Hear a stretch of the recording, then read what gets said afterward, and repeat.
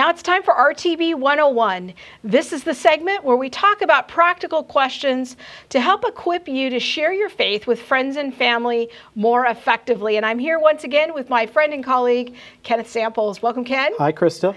And I thought it would be great if we could have a conversation about alien encounters. You know, Jeff was on the show last week. We sort of talked about the question of, is there life out there from a scientific point of view? But I wanted to talk about this phenomenon of that many people seem to have experienced encounters with aliens. So help us think about that from a Christian point of view. Well, first of all, three schools of thought about UFOs. One, they're all misidentified natural phenomena or human phenomena. Second broad school, they're extraterrestrial beings from other planets coming to Earth. Third perspective, what we call an interdimensional interpretation. Most of them are explained naturally. A very small percentage are real, but not physical, likely spiritual creatures. Okay, so the reasons to believe view would be which of those three views? It would adopt the third, that most UFO experiences or sightings or whatever they are can be explained naturally. But a very small, what we call residual, that can't be explained physically or in a human way. And it seems to conform to some kind of spiritual or even occult type experiences. So when we think about alien encounters, are there some common features that people experience when they encounter an alien? Well, you've got different varieties. You've got the contactees, which are into UFO religion, and it's a full-blown belief system. You have abductees that have some kind of contact, and it takes various steps, but it involves capture, it involves interrogation, it involves sometimes them claiming to view the ship and then some kind of return. Again, those experiences seem more psychological and spiritual than time-space real experiences. Okay, so what we've said is that most like UFO sightings probably have a natural explanation. 99.5%. But there are a small number that seem to be legitimate kind of alien encounters or experiences, and that really don't seem to have a natural explanation. Right. But people are in their right minds. They're not on drugs. They're not severely mentally ill. They're reasonable people, but they seem to have these alien encounters.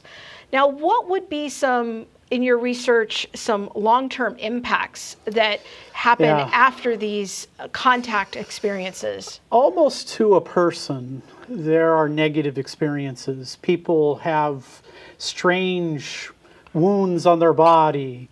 They go through severe trauma and psychological experiences. And they have kind of an enduring difficulty with life. Not unlike, I might add, people who have occult type experiences. So again, it's hard to come up with real explanations for this phenomenon, but they almost seem religious, and they tend to be damaging psychologically, sometimes physically, and many times spiritually. So when we think about these contact experiences from a Christian point of view, what do you think's happening here? Well, I think the vast majority of them can be explained naturally, and I think we have to be careful not to exaggerate the number. But I do agree with Hugh Ross that it's very difficult to explain that minority experiences in a purely psychological or physical way. I think that it opens the door to some type of demonic activity. So earlier you called it an interdimensional theory. So these interdimensional creatures could potentially be an intervention of the demonic to engage us in a deception and bring harm to us?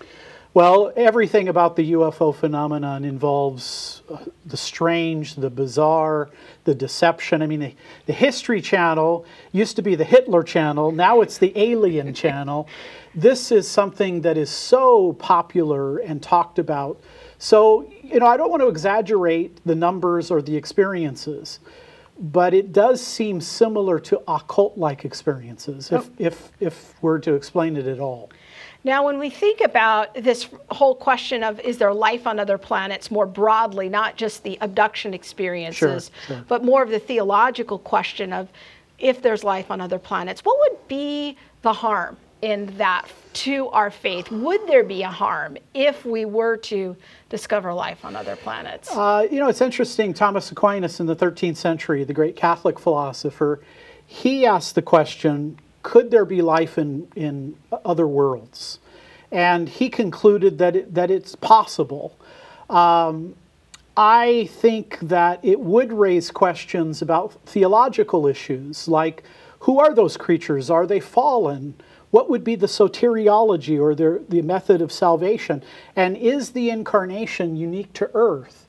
So I don't think life in outer space necessarily defeats Christianity, but it does raise a lot of questions that I think we'd have to think about carefully. Yeah, like things like if Jesus died on the cross, did that include the alien creatures too? That's right. When we're talking to our non-Christian friends, we want to be circumspect about these issues, that some of these experiences people have with contactees do seem to be valid, but pointing out this can be damaging.